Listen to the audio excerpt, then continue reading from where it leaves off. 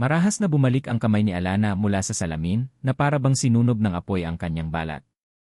Ang kanyang mga mata ay walang buhay, nananatili sa hugis na bakas ng isang nakaraan na ayaw siyang bitawan. Dumidilim ang silid sa bawat paglipas ng minuto, ngunit hindi iyon makapagkubli sa malalim, hindi pantay na kurba na bumabagtas sa kanyang pisngi, isang permanenteng paalala ng kanyang sumpa. Sa labas ng kanyang sariling mundo, dinig niya ang nagkukumahog na boses ni Nanay Elena. Hindi iyon karaniwang pag-iyak, puno iyon ng desperasyon, ng pagmamakaawa na para bang kinakalas ang kaluluwa ng kanyang ina. Pikit mata si Alana. Nararamdaman niya ang bawat butil ng luha na pumapatak mula sa kanyang ina, na para bang ang bawat patak ay unti-unting lumulusaw sa pader na itinayo niya sa paligid ng kanyang puso. Ilang taon na siyang nagtatago sa ilalim ng mga tabing, sa likod ng mga libro, sa anino ng kanyang dating sarili. Ngunit ngayon, tila kailangan na niyang harapin ang pinakamasakit na bahagi ng kanyang pagkabuhay. Tumayo siya, hila-hila ang kanyang paa, patungo sa pinanggagalingan ng tinig. Bumukas ang pinto, at nakita niya si Nanay Elena, nakaluhod sa harapan ng isang napakalaking lalaki, habang may dalang mga papel. Ang lalaki ay nakasuot ng mamahaling barong, malinis at matikas, ngunit ang kanyang mukha ay seryoso, halos walang emosyon. Ito si Don Santiago de Leon, ang tiyuhin ng lalaking magiging asawa niya. Pakiusap, Don Santiago. Bigyan niyo pa po kami ng oras, pagmamakaawa ni Nanay Elena, ang mga luha ay umaagos sa kanyang pisngi. Hindi po namin sinasadyang maubos ang pera. Ang aking asawa po. Ngunit bago pa matapos ni Nanay Elena ang kanyang pangungusap, sumagot si Don Santiago. Ang kanyang boses ay kalmado, ngunit may kapangyarihan at pagbabanta. Ang oras ay ginto, Ginang Reyes. At ang utang ninyo hindi na kayang takpan ng oras.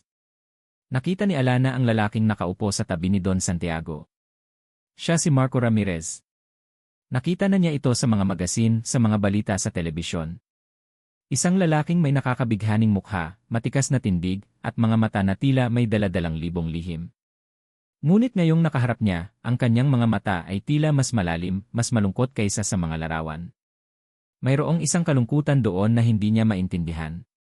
Naramdaman ni Don Santiago ang presensya ni Alana. Binalingan siya nito, at sa isang sulyap, naramdaman ni Alana na para siyang isang bagay na walang halaga, isang bagay na binibili. Ah, si Alana pala, sabi ni Don Santiago, may bahid ng panunuya sa kanyang boses. Ang magiging asawa ni Marco. Napaiwas ng tingin si Alana, ang kanyang mga pisngi ay namula. Ramdam niya ang init ng mga mata ni Marco na nakatingin sa kanya, ngunit hindi niya magawang salubungin ang mga iyon. Hindi niya kayang harapin ang katotohanan na siya ay ibebenta, tulad ng isang alipin, para sa kaligtasan ng kanyang pamilya. Alana, anak Unti-unting tumayo si Nanay Elena, ang kanyang mukha ay puno ng hiya at paghati. Kailangan nating mag-usap. Sumunod si Alana sa kanyang ina sa kanilang maliit na kusina, kung saan ang amoy ng lumang kape at pag-asa ay tila nagkakahalo. Naupo si Nanay Elena, muling umiyak. Anak, walang-wala na tayo, bulong ni Nanay Elena, halos hindi na marinig ang kanyang boses. Ang utang natin sa kumpanya ni Don Santiago. Malapit na tayong palayasin sa bahay na ito. Wala na tayong pagpipilian. Napakuyom si Alana. Pero, maang pagpapakasal sa isang hindi ko naman mahal. Sa isang estranghero. Hindi siya estranghero, Alana. Siya si Marco Ramirez, ang anak ng may-ari ng Ramirez Group. Sila ang may hawak ng halos lahat ng negosyo dito sa syudad, paliwanag ni Nanay Elena, ang kanyang boses ay tila may halong paghanga at takot. Sinabi ni Don Santiago, ito lang ang paraan. Kung papayag ka, buburahin nila ang lahat ng utang natin. At bibigyan ka niya ng magandang buhay. Magandang buhay, bulong ni Alana, habang hinahawakan ang kanyang pisngi. Naramdaman niya ang kapangitan ng kanyang mukha, ang patunay ng kanyang sinapit. Paano magiging maganda ang buhay ko kung ang mukha ko ay ganito? Paano ako mamumuhay ng normal? Anak, wala namang pakialam si Marco sa mukha mo. Sabi ni Don Santiago, mabait si Marco. At saka, mayaman sila. Makakapagpagamot ka, makakapagpabalik ng mukha mo. Pilit ni Nanay Elena, may bahid ng pag-asa sa kanyang tinig. Ngunit ang pag-asang iyon ay tunog ng kawalang pag-asa para kay Alana. Napatingin si Alana sa bintana, sa nagliliparang alikabok sa labas. Simula nang mangyari ang aksidente, naging bilanggo siya sa sarili niyang katawan. Ang dati niyang mukha, na puno ng saya at buhay, ay napalitan ng isang maputlang maskara ng pighati. Ang bawat sulyap sa salamin ay nagdadala ng sakit, nagpapaalala sa gabing iyon na bumago sa lahat. Ang gabi kung saan ang isang mabilis na paglipas ng sasakyan ay nagwasak sa kanyang kinabukasan. Kaya ko ba, ma? Tanong ni Alana, ang kanyang boses ay halos pabulong. Ang pagtanggap na ito ay hindi para sa pag-ibig, kundi para sa kaligtasan. Para sa kanyang ina, na siyang nag-iisang liwanag sa kanyang madilim na mundo. Yakapin ni Nanay Elena ang kanyang anak habang patuloy sa pag-iyak. Kailangan natin, Alana. Kung hindi, wala tayong babalikan. Nagbalik sila sa sala. Nakatayo na si Marco, habang nakatayo si Don Santiago sa tabi niya, hawak ang isang makapal na dokumento. Ang mga mata ni Marco ay nakatingin pa rin kay Alana, tila mayroong hindi masabi, isang bagay na nakatago. Nagkasundo na ba kayo, Ginang Reyes? Tanong ni Don Santiago, ang kanyang boses ay walang emosyon. Para matapos na ang usapan. Tumango si Nanay Elena, ang kanyang mukha ay halos hindi na makita dahil sa luha. Inabot ni Don Santiago ang dokumento kay Alana. Ito ang marriage contract, Ginang Reyes.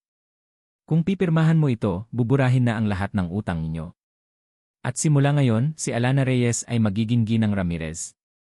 Ang mga daliri ni Alana ay nanginginig habang hawak ang papel. Ang bawat salita ay parang suntok sa kanyang sikmura. Asawa ni Marco Ramirez. Ang pangalan na iyon, na dati simbolo ng kapangyarihan at kayamanan, ngayon ay naging simbolo ng kanyang pagkakakulong. Tiningnan niya si Marco. Ang kanyang mukha ay blanko, ngunit mayroong isang bagay sa kanyang mga mata, isang kalungkutan, isang pagkabahala na nagpaintriga kay Alana. Hindi ba siya nakaramdam ng anuman? Hindi ba siya nag-aatubili sa pagkuha ng isang babaeng may sira ang mukha, isang babaeng napilitan lamang magpakasal? Alana, pirmahan mo na, bulong ni Nanay Elena. Kinuha ni Alana ang panulat. Naramdaman niya ang lamig ng tintang dumampi sa papel. Sa bawat letra, tila unti-unting nawawala ang kanyang sarili, ang kanyang kalayaan, ang kanyang pagkatao. Ang kanyang kamay ay nanginginig, ngunit pinilit niya itong tumigas. Sa dulong bahagi ng dokumento, mayroon ng lagda. Malaki, malakas, at hindi pantay, ngunit malinaw na Marco Ramirez. Isang malamig na kaba ang sumakop kay Alana habang pinagmamasdan niya ang lagda ni Marco. Sa isang iglap, naramdaman niya na parabang ang buong mundo ay umikot, at siya ay nahulog sa isang malalim, madilim na bangin. Si Marco. Siya ang magiging asawa niya. At sa ilalim ng lahat ng ito, may isang lihim na koneksyon na hindi niya pabatid, isang koneksyon na magpapabago sa kanyang mundo magpakailanman. Ang gabing iyon ay isang sumpa na patuloy na bumubulabog sa kanyang panaginip, sa kanyang gising. Ang malakas na tunog ng preno. Ang biglang paghampas. Ang dugo. At ang mukha ni Alana, na parabang tumitingin sa kanya, puno ng takot at sakit bago siya nawalan ng ulirat. Gabi-gabi, pinipilit niyang kalimutan. Pinipilit niyang burahin ang alaala ng kanyang kasalanan. Ngunit paano mo buburahin ang isang mukha na patuloy na humahabol sa iyo? Ang mukha na may sugat dahil sa iyong kamay. Hindi niya magawang ipikit ang kanyang mga mata nang hindi nakikita ang peklat na iyon, isang permanenteng marka ng kanyang pagkakasala. Inilapag niya ang larawan sa mesa, ang kanyang kamao ay nakakuyom. Pananagutan. Ito ang salitang bumalik-balik sa kanyang isip. Ang salitang nagpilit sa kanya na tanggapin ang kasunduang ito. Biglang bumukas ang pinto ng kanyang opisina. Si Don Santiago. Ang kanyang tiyuhin. Ang kanyang tagapag-alaga mula nang mawala ang kanyang ama. Handa ka na ba, Marco? Tanong ni Don Santiago, habang nakatayo sa harap ng kanyang mesa, ang kanyang mga kamay ay nasa bulsa. Ngayon ang araw ng kasal mo. Napakuyom ang panga ni Marco. Handa, tiyo. Mabuti, umiti si Don Santiago, isang ngiti na hindi umabot sa kanyang mga mata. Tandaan mo ang pinag-usapan natin. Ang pagpapakasal sa kanya ay hindi lamang para sa kapakanan niya. Para din ito sa kumpanya, sa pangalan ng pamilya. Walang gustong magkaroon ng isang Ramirez na may kriminal na record. Alam ko, tiyo, sagot ni Marco, ang kanyang boses ay malamig. At alam ko rin na ito ang paraan para makabawi ako sa kanya. Bahagyang kumunot ang noo ni Don Santiago. Magaling. Huwag kang lumihis sa plano. Ang Reyes ang may utang sa atin. Ikaw ang solusyon. At kapag natapos na ang lahat, makakabangon muli ang pangalan mo. Naramdaman ni Marco ang pait sa kanyang lalamunan. Hindi ito tungkol sa pangalan niya. Hindi ito tungkol sa kumpanya. Para ito kay Alana. At sa kanyang sariling konsensya. Naramdaman niya ang matinding pagkabahala, isang pakiramdam na may bahagi ng kwento ang hindi pa rin niya lubos na nauunawaan, na tila may malalim na anino sa likod ng lahat ng ito. Napansin ni Marco na tila may pagtatago si Don Santiago. Parang may mas malalim pa sa kwento ng aksidente na hindi niya nalalaman o sadyang binubulag niya ang sarili. Sana lang, Tio, ay matapos na ang lahat ng ito, sabi ni Marco, ang kanyang mga mata ay nanatili sa mga papeles. Ang bulwagan ng simbahan ay malaki at marangya, ngunit tila ito'y isang libingan sa paningin ni Marco. Lahat ng dekorasyon, ang mga puting bulaklak, ang mahabang puting alpombra, ang mga upuang puno ng mga bisitang mayayaman na hindi niya kilala o pinagkakatiwalaan, ay tila sumisigaw ng isang malaking kasinungalingan. Isang seremonya ito ng pananagutan, hindi ng pag-ibig. Nakita niya si Alana na dahan-dahang lumakad sa pasilyo, kasama ang kanyang ina, si Nanay Elena. Nakasuot si Alana ng isang simpleng puting bestida, na tila nagtatago sa kanyang anyo sa halip na nagbibigay pansin. Ang kanyang mga mata ay nakatingin lamang sa sahig, walang buhay. Hindi niya magawang salubungin ang tingin ng kahit sino. Lalo na ang tingin niya. Ang kanyang mukha. Ang peklat. Ramdam ni Marco ang kirot sa kanyang dibdib sa tuwing nakikita niya ang markang iyon. Isang araw, isang desisyon, ang sumira sa buhay ng isang inosenteng tao. Nang makalapit si Alana, nakita ni Marco ang pamumula ng kanyang mga mata. Tanda ito ng matinding pag-iyak. Ni hindi niya magawang ngumiti. Isang babaeng pinilit lamang. Nang maghawak ang kanilang kamay para sa seremonya, naramdaman ni Marco ang lamig ng balat ni Alana. Ang kanyang kamay ay nanginginig. Pinag-isa kayo ng Diyos, sabi ng pari, ngunit alam ni Marco na ang nag-isang sa kanila ay isang kasunduan, isang pagbabayad utang. Habang isinusuot niya ang singsing sa daliri ni Alana, naramdaman ni Marco ang bigat ng tungkulin sa kanyang balikat. Hindi ito isang ordinaryong kasal. Ito ay isang panata sa isang babae na kanyang nasaktan, isang panatang hindi niya alam kung paano babayaran. Ang resepsyon ay mas marangya pa kaysa sa simbahan. Puno ng tawanan, ng musika, at ng mga taong nagpaplastikan. Si Marco ay pilit ng umingiti, nakikipagkamay, habang ang kanyang mga mata ay patuloy na lumilingon kay Alana. Si Alana ay nakaupo sa isang sulok, tahimik. Hindi siya kumakain, hindi siya nakikipag-usap. Tila ba gusto lang niyang matapos ang gabi. Ang kanyang pagiging tahimik ay tila sumisigaw ng kanyang pagtutol.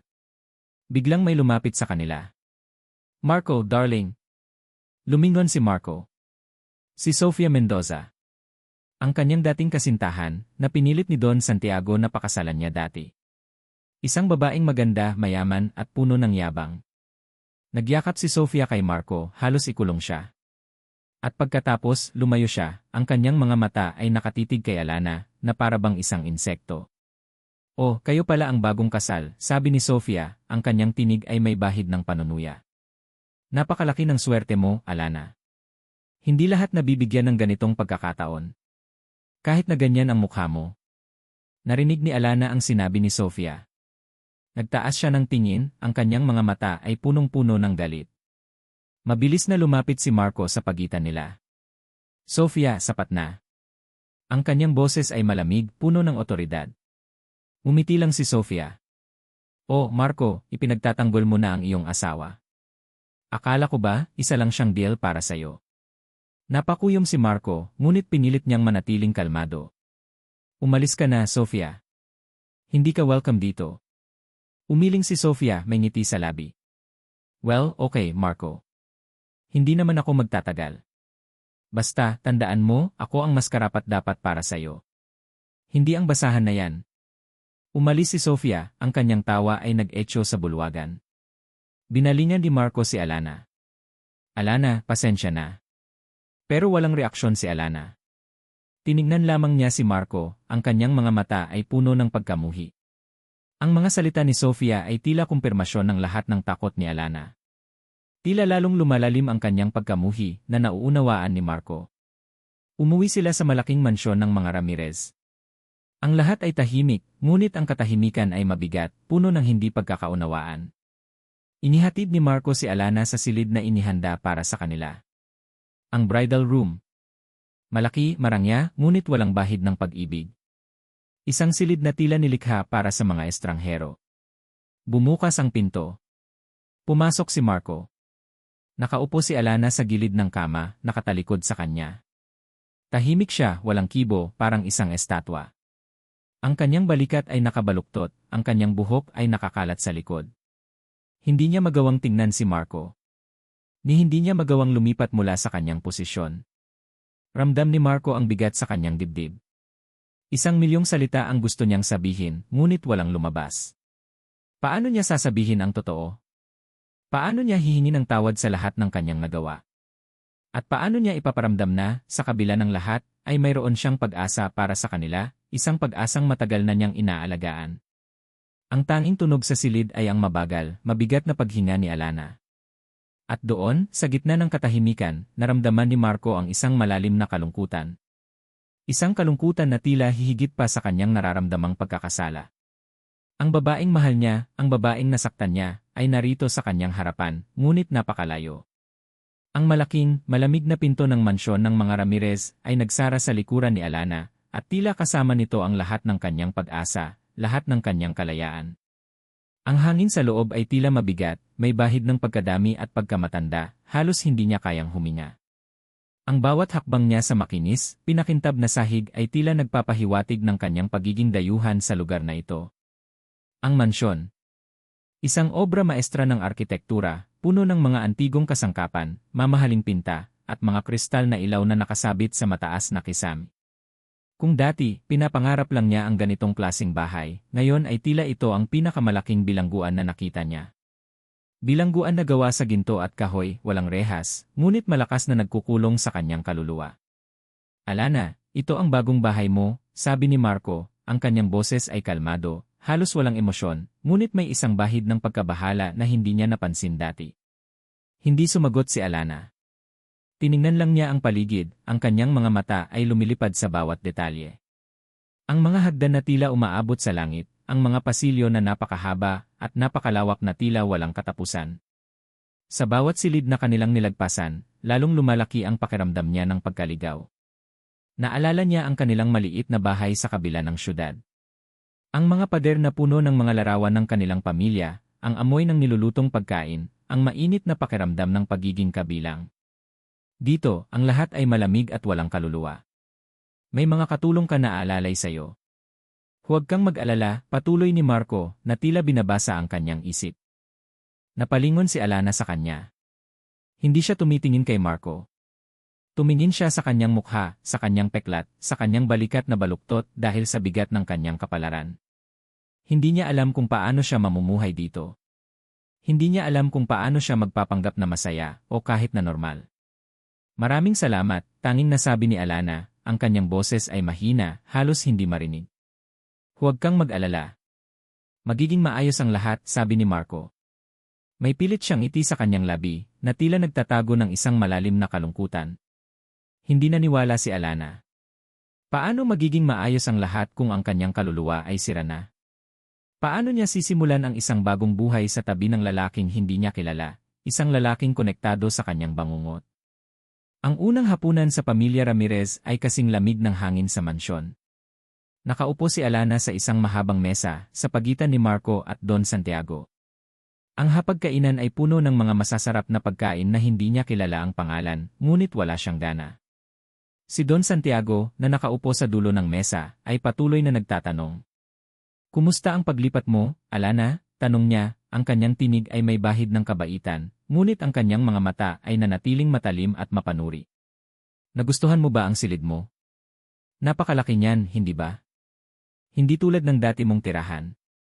Naramdaman ni Alana ang pag-init ng kanyang mga pisngi. Alam niyang sinusubukan siyang maliitin ni Don Santiago. Opo, Don Santiago. Napakaganda po, sagot ni Alana habang pilit nang umingiti. Mabuti, sabi ni Don Santiago habang umingiti. Kailangan mong masanay sa ganitong klase ng buhay. Iba sa iyong nakasanayan. At kailangan mong ipakita ang iyong pasasalamat sa mga Ramirez sa pagtulong sa pamilya mo. Napakuyom ang kamay ni Alana sa ilalim ng mesa.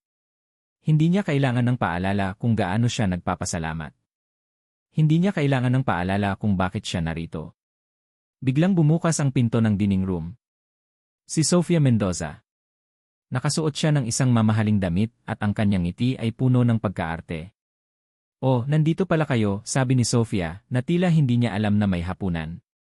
Lumapit siya kay Marco at hinagkan ito sa pisngi. "Marco, darling. I haven't seen you all day. Nagluto ba ang bago mong asawa?" Naramdaman ni Alana ang pagtaas ng kanyang kilay. Ang mga salita ni Sofia ay tila patalim na tumusok sa kanyang puso. "Sofia, umupo ka na," sabi ni Don Santiago, ang kanyang boses ay puno ng pagbabanta. Ngumiti si Sofia, ngunit ang kanyang mga mata ay nakatitig pa rin kay Alana. "Oh, sorry, Tio. Masarap ba ang luto ni Alana? Alam kong mas magaling siya sa pag-aasikaso ng bahay kaysa sa pagluluto." Ibinaba ni Alana ang kanyang kubyertos. Ramdam niya ang galit na bumubuo sa kanyang loob. Gusto niyang sumagot, gusto niyang sumigaw, ngunit alam niyang hindi ito ang tamang lugar. "Sofia, sapat na," sabi ni Marco, ang kanyang boses ay mababa, ngunit puno ng otoridad. "Kung ayaw mong kumain ng maayos, maaari kang umalis." Nagulat si Sofia sa sinabi ni Marco. Nagtaas siya ng kilay, ngunit hindi siya sumagot. Umupo siya sa tabi ni Don Santiago, at naging tahimik ang hapunan, maliban sa tunog ng mga kubyertos. Sa loob ng ilang araw, naging routine ni Alana ang paglalakad sa mansyon, na para bang naglalakad siya sa isang museo. Ang bawat silid ay tila nagtatago ng isang lihim, isang alaala. Ngunit wala siyang maramdamang koneksyon sa lugar na ito. Isang hapon, habang naglalakad siya sa pasilyo, nakita niya ang ilaw na nagmumula sa library. Karamihan sa mga silid ay madilim, kaya naakit siya sa liwanag na yon. Dahan-dahan siyang sumilip sa pinto. Nakaupo si Marco sa isang malaking silya, nakaharap sa isang libro. Ang kanyang salamin ay nakasuot, at ang kanyang noo ay nakakunot, na tila nag-iisip ng malalim. Ang ilaw mula sa lampara ay nagbibigay ng isang mainit na liwanag sa kanyang mukha, na nagpapalit sa kanya mula sa isang negosyanteng walang emosyon, tungo sa isang tao na may malalim na kaisipan. Hindi siya nakasuot ng suit o barong. Nakasuot lamang siya ng simpleng polo shirt, at ang kanyang buhok ay medyo magulo. Ang kanyang aura ay iba. Hindi siya ang Marco na nakita niya sa mga magasin. Hindi siya ang Marco na malamig na nakikipag-usap sa kanya. Ito ay isang Marco na tila ordinaryo, isang Marco na may sariling mundo, na tila hindi siya kasama. Napakagatlabi si Alana. May isang bagay sa eksenang iyon na nagpaintriga sa kanya. Ang lalaking ito, na kanyang asawa, ay may ibang bahagi ng kanyang pagkatao na hindi niya alam. Bumalik si Alana sa kanyang silid, dala ang larawan ng Marco na nakita niya sa library. Isang misteryo. Pagkagabi, habang nagbabasa si Alana sa kanyang silid, may kumatok sa pinto. Binuksan niya ito, at nakita niya ang isang katulong na may hawak na isang maliit na paper bag. "Ma'am Alana, padala po ni Sir Marco," sabi ng katulong, habang ibinibigay ang paper bag kay Alana. Kinuha ni Alana ang paper bag, nagulat siya. Hindi niya inaasahan ito. Nagpasalamat siya sa katulong, at isinara ang pinto. Binuksan niya ang paper bag sa loob, mayroong isang maliit na puting kahon. Dahan-dahan niya itong binuksan. Sa loob, mayroong isang napakagandang orchid, kulay puti, ang bawat talulot ay perpekto. At sa tabi nito, mayroong isang maliit na card. Kinuha ni Alana ang card. Ang sulat kamay ay matikas, ngunit hindi ito nagtatago sa simpleng mensahe. "Para sa iyong silid. Umaasa akong magdadala ito ng kaunting kulay sa iyong araw. Marco." Nakatingin si Alana sa orchid, at pagkatapos ay sa card. Ang kanyang mga mata ay nanatili sa pangalan ni Marco. Kaunting kulay. Ang isang simpleng bulaklak na ito ay tila isang pahayag. Hindi niya maintindihan. Bakit niya gagawin ito? Ito ba ay bahagi ng kanyang pagpapanggap? O mayroon bang ibang motibo sa likod ng kanyang mga kilos? Si Marco. Isang misteryo. Isang hindi komportableng pakiramdam ang gumapang sa puso ni Alana. Ang lahat ng galit at pagkamuhi niya kay Marco ay tila nagkakagulo sa loob niya. Hindi niya siya maintindihan. At ang pinakamasakit sa lahat, hindi niya maintindihan kung bakit ang maliit na kilos na ito ay tila nagpapabago sa kanyang pananaw sa kanya, kahit kaunti. Nakaupo si Marco Ramirez sa gilid ng kama, pinagmamasdan si Alana na mahimbing na natutulog. Ang kanyang mukha ay payapa, maliban sa isang peklat na bumabagtas sa kanyang pisngi. Ang peklat na iyon ay isang permanenteng marka, hindi lang sa balat ni Alana kundi maging sa kaluluwa ni Marco. 2 linggo na ang nakalipas mula nang sila ay ikasal. 2 linggo kung saan pilit niyang sinisira ang pader na itinayo ni Alana sa kanyang paligid. 2 linggo kung saan niya nakita ang pagiging masela ni Alana, ang kanyang pagiging tahimik, ang kanyang pilit na pagtatago sa anino ng kanyang nakaraan. At sa bawat araw na lumilipas, lalong lumalalim ang pagnanais ni Marco na makabawi. Hindi lamang para sa kanyang kasalanan, kundi para kay Alana, para sa babaeng unti-unti niyang nakikilala at minamahal. Minsan, nakita niya si Alana na nakaupo sa hardin, may lagnat, ang kanyang mukha ay maputla. Mabilis siyang lumapit, ang kanyang puso ay nagmamadali. Hindi niya inalintana ang mga katulong. Siya mismo ang nagdala ng mainit na sopas at gamot sa kanyang silid. Kumain ka, Alana, utos niya, ngunit ang kanyang boses ay malumanay. Kailangan mo ng lakas. Nagulat si Alana, ang kanyang mga mata ay nanatili sa kanya. Hindi siya kumibo. Hindi kita alisin dito hanggat hindi ka kumakain, sabi ni Marco, ang kanyang tono ay may halong pagbibiro ngunit seryoso. Dahan-dahang kinuha ni Alana ang kutsara. Ang kanyang mga kamay ay nanginginig pa rin, ngunit sinimulan niyang kumain. Sa bawat subo, naramdaman ni Marco ang bahagyang pagbalik ng kulay sa kanyang pisngi. Naging mas payapa ang kanyang paghinga. Hindi niya inalis ang tingin sa kanya, na para bang gusto niyang tiyakin na magiging maayos ang lahat. Nang matapos si Alana, kinuha ni Marco ang mangkok at baso. Matulog ka na. Magpagaling ka, sabi niya. Dito lang ako kung may kailangan ka. Ngumiti si Alana ng bahagya, isang ngiti na halos hindi makita. Ngunit sapat na para bigyan ng init ang puso ni Marco. Sa sandaling iyon, nakalimutan ni Marco ang lahat ng kanyang kasalanan. Sa sandaling iyon, ang tanging mahalaga ay ang kapakanan ni Alana. Sa mga sumunod na araw, unti-unting lumambot si Alana. Hindi na siya ganoon kahalimaw. Hindi na rin siya nagtatago sa kanyang silid. Minsan, nakita siya ni Marco na nagbabasa sa hardin o nakikipag-usap sa mga katulong. At kahit na mayroon pa ring malalim na lungkot sa kanyang mga mata, mayroong bahagyang ginhawa na lumalabas mula sa kanya. Ito ay sapat na para magbigay pag-asa kay Marco. Isang umaga, habang nag-aalmusal si Alana sa conservatory, na puno ng mga halaman at sikat ng araw, lumapit si Marco. Nagdala siya ng 2 tasa ng kape. Magandang umaga, bati ni Marco, habang inilalapag ang isang tasa sa harap ni Alana. Nagulat si Alana, ngunit hindi na siya umatras. Magandang umaga rin, Marco. Umupo si Marco sa tapat niya. Sa loob ng ilang minuto, tahimik silang umiinom ng kape, pinakikinggan ang huni ng mga ibon. Ito ay isang sandali ng kapayapaan na bihira nilang maranasan. Nakita kitang nagbabasa sa library kahapon, sabi ni Alana, ang kanyang boses ay mahina. Ngumiti si Marco. Nagbabasa lang. Mahalaga sa akin ang mga libro. Napansin ko, sabi ni Alana, at sa kauna-unahang pagkakataon, naglakas loob siyang salubungin ang tingin ni Marco. May kakaibang kislap sa kanyang mga mata, isang halo ng pagtataka at interes. Pakiramdam ni Marco, ito na ang pagkakataon. Ito na ang oras para sabihin ang lahat. Alana, tungkol sa nangyari sa iyo. Naramdaman niya ang pagtibok ng kanyang puso. Gusto kong malaman mo na eh.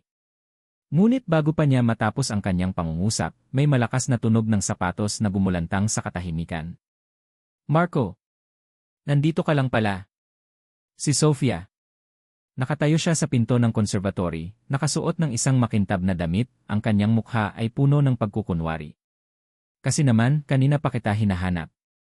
May gusto akong ipakita sa iyo. Importanteng-importante.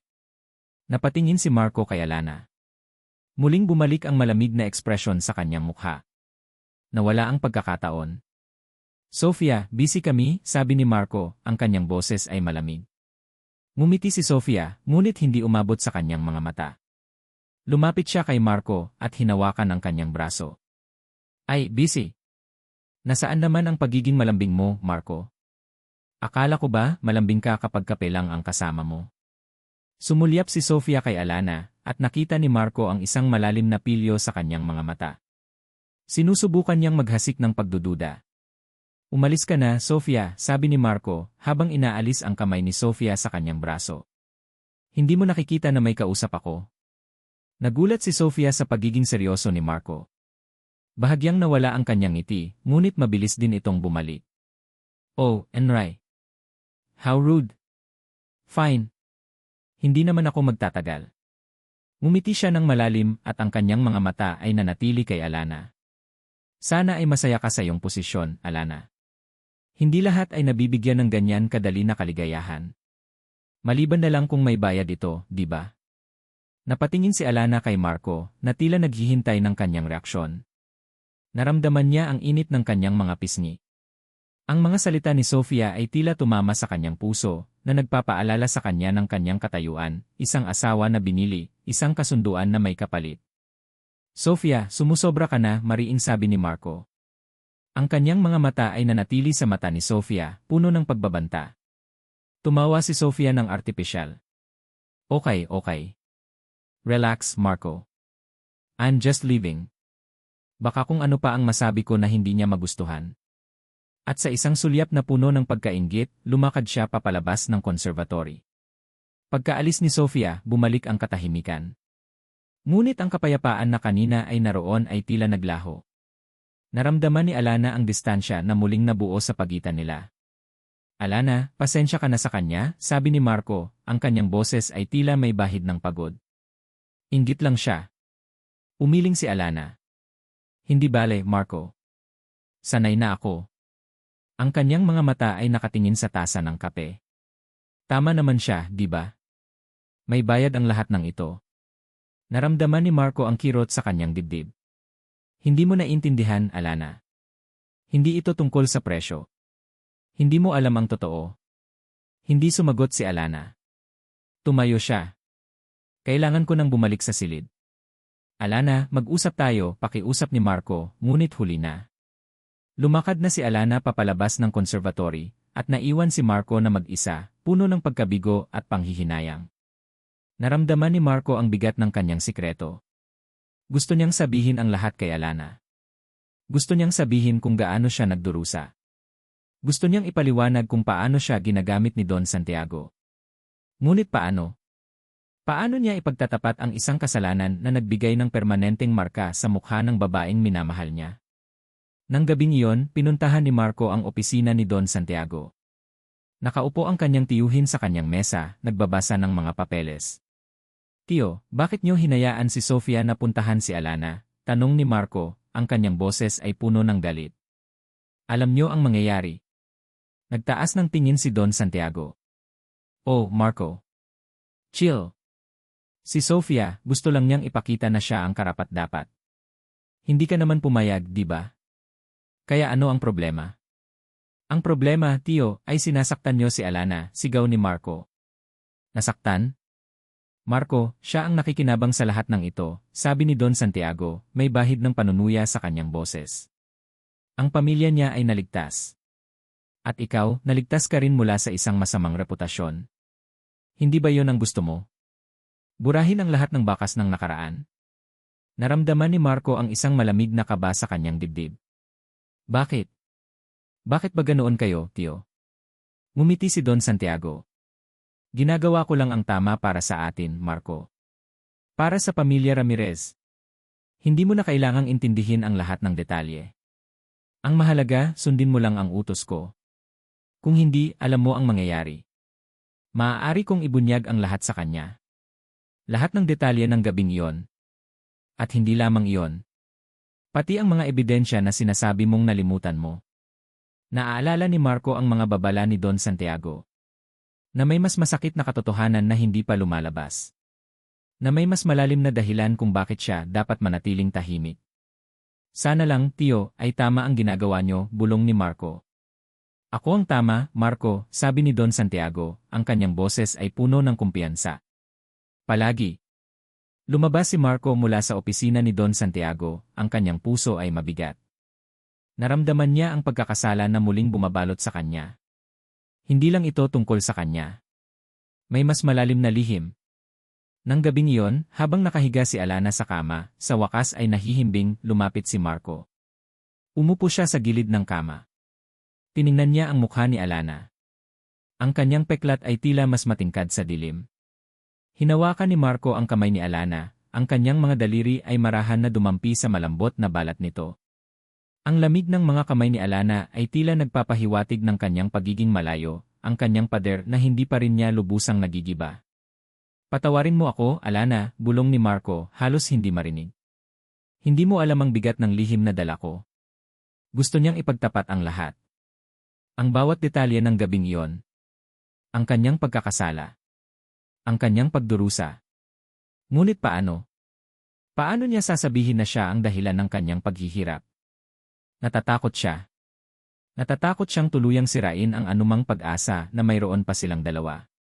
Natatakot siyang makita ang pagkamuhi sa mga mata ni Alana, pagkamuhi na magtatapos sa lahat. Hindi niya nakakayanin yon. Naramdaman niya ang pagkilos ni Alana at mabilis niyang inalis ang kanyang kamay. Ayaw niyang makita ni Alana ang kanyang kahinaan. Ayaw niyang malaman ni Alana kung gaano siya nagdurusa. Makalipas ang ilang araw, inihanda ng pamilya Ramirez ang isang malaking charity event sa isang mamahaling hotel. Ito ay isang taunang kaganapan kung saan ipinapakita ng pamilya ang kanilang kapangyarihan at pagiging bukas palad. Ngunit para kay Marco, ito ay isa pang pagkakataon para kontrolin siya ni Don Santiago. Marco, Alana, sa stage kayo. Kailangan nating ipakita sa publiko na matatag ang inyong pagsasama. Utos ni Don Santiago, ang kanyang mga mata ay nanatili kay Marco, puno ng babala. Hindi tayo pwedeng magpakita ng kahinaan. Naramdaman ni Marco ang pagkabahala ni Alana. Ang kanyang kamay ay nanginginig habang magkahawak sila. Kaya mo yan, Alana, bulong ni Marco, habang marahang pinipiga ang kamay niya. Sa entablado, sa harap ng daan-daang matang nakatitig sa kanila, pilit nang umiti si Alana. Ang sikat ng spotlight ay tila nagpapatingkad sa kanyang peklat, isang paalala ng kanyang nakaraan. Naramdaman ni Marco ang pagdausdos ng kanyang kamay sa kamay ni Alana, na para bang gusto niyang itago ang peklat nito mula sa mga mapanuring mata ng publiko. Gusto kong ipakilala sa inyo, ang aking pamangkin, si Marco Ramirez, at ang kanyang asawa, si Alana Ramirez, sabi ni Don Santiago, ang kanyang tinig ay malakas at malinaw. Sila ang magpapatuloy sa legacy ng Ramirez Group. At sila ang magpapakita ng tunay na kahulugan ng pag-ibig at pagsuporta. Habang nagsasalita si Don Santiago, lumapit siya kay Marco at bumulong. Huwag kang magkakamali, Marco. Tandaan mo ang pinag-usapan natin. Ang peklat na iyan ang iyong kasalanan. Hindi mo ito pwedeng takasan. Napakuyom si Marco, ang kanyang panga ay tumigas. Ang mga salita ni Don Santiago ay tila pumapasok sa kanyang kaluluwa, na nagpapaalala sa kanya ng kanyang pagkakakulong. Ngumiti si Marco, ngunit ang kanyang mga mata ay nanatili kay Don Santiago, puno ng galit. Ang kanyang mga kamay ay nanginginig, hindi dahil sa takot, kundi dahil sa matinding pagnanais na ipagtanggol si Alana, na ipagtanggol ang kanyang sarili mula sa pagkakasala na pilit na inilalapat sa kanya. Salamat sa inyong lahat, sabi ni Marco, sa halip na sumagot kay Don Santiago. Ang kanyang boses ay malakas at malinaw. Kami ni Alana, magtutulungan para sa kinabukasan ng Ramirez Group at sa ikabubuti ng lahat.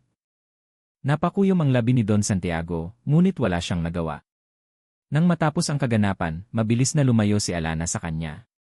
Ramdam ni Marco ang distansya na muling nabuo sa pagitan nila. Ang mga salita ni Sofia, ang mga tingin ng mga tao, at ang mga pagbabanta ni Don Santiago ay tila nagpapaalala kay Alana ng kanyang kalagayan. Nang gabing iyon, matapos ang charity event, natulog si Alana kaagad. Pagod na pagod sa lahat ng nangyari. Lumapit si Marco sa tabi ni Alana, pinagmamasdan ang kanyang mukha, ang peklat na iyon.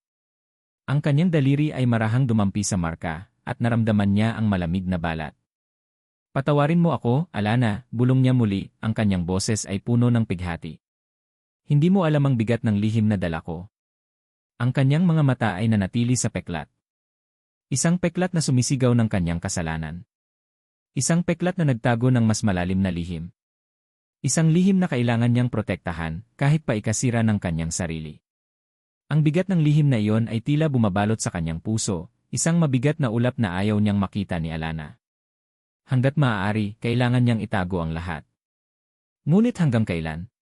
Ang mga araw sa mansyon ng Ramirez ay dahan-dahang lumipas, at sa bawat paglipas ng araw, unti-unting lumalambot ang pader na itinayo ni Alana sa kanyang puso. Hindi niya maiwasang mapansin ang mga maliliit na kilos ni Marco, ang kape na laging mainit tuwing umaga, ang kanyang tahimik na presensya sa hapagkainan, ang paraan ng pagtingin niya sa kanya na tila may pag-aalala.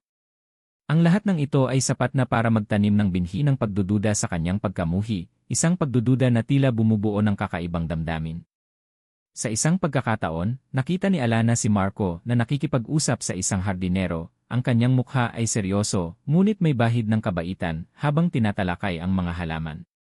Ito ay isang paningin na bihirang makita. Ang lalaking ito na binayaran upang pakasalan siya, ang lalaking pinaniniwalaan niyang malamig at walang puso, ay tila may malalim na pagmamalasakit. May kilig. Isang pakiramdam na matagal nang hindi niya naramdaman. Kilig na halo-halo ng pagkalito. Ayaw niyang maramdaman ito. Hindi niya dapat maramdaman ito. Ngunit naroon ito at hindi niya ito maitatago sa sarili. Ang bigat ng kanyang peklat ay tila bahagyang lumuwag. Kung dati, ang bawat tingin sa salamin ay nagdudulot ng sakit, ngayon, mayroon ng bahagyang pagtanggap. Isang pagtanggap na tila konektado sa pagiging sensitibo ni Marco. Ngunit sa kabila ng lahat ng ito, may isang bagay na patuloy na bumabagabag sa isip ni Alana. Ang aksidente. Ang gabing iyon. Hindi niya ito maalala ng buo. Mga piraso lamang. Mga flashes ng ilaw, malakas na tunog, at isang napakalamig na pakiramdam. At ang laging naroon na tanong, sino ang may kasalanan? Isang hapon, habang si Marco ay nasa kanyang opisina sa labas ng mansyon, at abala ang mga katulong sa kanilang mga gawain, nagpasya si Alana na maglakad-lakad sa mga silid na hindi pa niya napupuntahan. Ang mansyon ay may maraming palapag, at ang bawat sulok ay tila mayroong sariling kwento. Napansin niya ang isang lumang pinto sa isang liblib na pasilyo sa dulo ng mansyon. Hindi ito kasing kintab ng ibang pinto. Tila matagal na itong hindi nabubuksan. Ang kanyang kuryosidad ay naakit. Dahan-dahan niyang binuksan ang pinto at bumungad sa kanya ang isang maliit na kwarto. Tila ito ay isang lumang bodega, puno ng mga lumang gamit, kahon, at mga bagay na nakabalot sa puting tela. May isang kahon doon na nakapatong sa ibabaw ng isa pang kahon. Walang tatak, ngunit tila may kalumaan na ito. Hinawakan ni Alana ang kahon at marahan itong binuksan. Ang loob ay puno ng mga lumang larawan, mga sulat, at iba pang maliliit na gamit na tila personal na koleksyon ng isang tao. Sa ilalim ng mga ito, nakita ni Alana ang isang maliit na metal na bagay. Isang susi, tila susi ng kotse, ngunit ito ay balina at baluktot, tila nasunog o nasira sa isang malakas na impact. May nakaukit na letrang "Ni" sa ibabaw nito. Napakuyom ang puso ni Alana. Ang kanyang isip ay agad na bumalik sa gabi ng aksidente. Ang ingay ng pagbangga. Ang tunog ng metal na nag-iingay. Ang amoy ng gas. Hindi niya naaalala kung anong kotse ang bumangga sa kanya. Ngunit ang baluktot na susi na ito ay tila nagsasabi ng isang kwento. Kanino kaya ito? Itinago ni Alana ang susi sa kanyang bulsa. Naramdaman niya ang malamig na metal na dumikit sa kanyang balat, isang paalala ng kanyang natagpuan. Nang gabing iyon, habang naghahapunan sila ni Marco, pilit niyang inilabas ang paksa. Marco, panimula ni Alana, ang kanyang boses ay kalmado, ngunit ang kanyang puso ay nagmamadali. Naaalala ko ang bahagyang insidente nung aksidente ko. Mayroon ka bang alam? Nagulat si Marco sa tanong ni Alana. Biglang naging seryoso ang kanyang mukha, at ang kanyang mga mata ay nanatili sa kanya. Bakit mo naman naitanong, tanong ni Marco, ang kanyang boses ay tila may bahid ng pagtatago. Hindi ba't sinabi ko na sa'yo, hindi ko yon masyadong maalala. Ang alam ko lang, nangyari yon at ikaw ang biktima. Pero parang may kulang Pilit ni Alana. May naaalala ako na parang asul na ilaw. At isang malaking sasakyan. Napakuyom ang panga ni Marco. Uminom siya ng tubig. Alana, huwag mo nang piliting alalahanin ang nakaraan. Mas mabuti kung kalimutan mo na lang ang lahat ng iyon. Masakit lang sa'yo. Hindi sumagot si Alana. Naramdaman niya ang tensyon sa pagitan nila. Ang pag-iwas ni Marco sa paksa ay nagpapatibay lamang sa kanyang pagdududa. Mayroon siyang itinatago. Kinabukasan, pagkatapos ng almusal, nakita ni Alana si Mang Cardo, ang matandang driver ng pamilya, na naglilinis ng kotse sa garahe. Nakita na niya ito dati, isang mabait at tahimik na matanda. Mang Cardo, maaari ba akong magtanong, panimula ni Alana, habang dahan-dahang lumapit. Ano po yon, Ma'am Alana, sagot ni Mang Cardo, habang patuloy sa paglilinis. Tungkol po doon sa aksidente ko. Mayroon po ba kayong alam, tanong ni Alana, ang kanyang boses ay halos pabulong. Biglang naging puti ang mukha ni Mang Cardo. Napatigil siya sa paglilinis at ang kanyang mga mata ay nagpalipat-lipat. Ay, Ma'am Alana, hindi po ako masyadong basta po. Wala po akong masyadong alam. Ang alam ko lang, nangyari po iyon at nalungkot po si Sir Marco. Nalungkot? Bakit po siya nalungkot? Tanong ni Alana na para bang nagmamadali. Kasi po basta po. Ayaw ko na po kasing pag-usapan iyon, Ma'am. Ang mahalaga, ligtas na po kayo ngayon. At kasama niyo na po si Sir Marco. Naiwas si Mang Cardo. Kailangan ko na pong pumunta sa bayan, Ma'am. May bilin po si Sir Marco.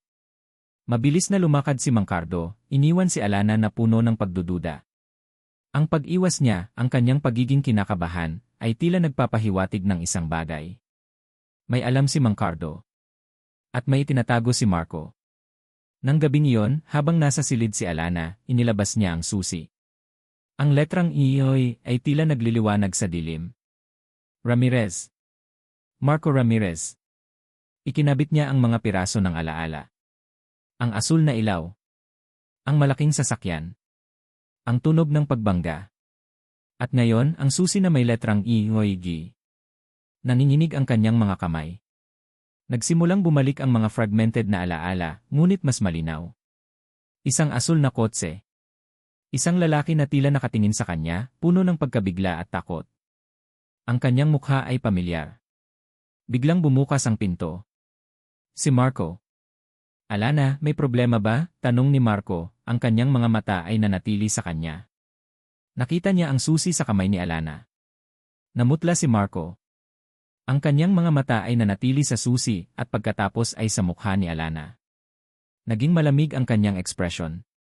Ano yan, Alana? Tanong ni Marco, ang kanyang boses ay mababa, puno ng pagkabahala. Nagtaas ng tingin si Alana, ang kanyang mga mata ay puno ng pagdududa, pagkatakot, at isang malalim na sakit. Sabihin mo sa akin, Marco, sabi ni Alana, ang kanyang boses ay nanginginig. Ano ang alam mo sa susi na ito? At sa aksidente ko? Ang kanyang mga mata ay nanatili sa kanya, hinihintay ang kanyang sagot, isang sagot na tila sisira sa kanyang mundo, at sisira sa lahat ng pag-asa na unti-unti niyang itinayo para sa kanila. Nanginginig ang mga kamay ni Alana habang hawak ang baluktot na susi.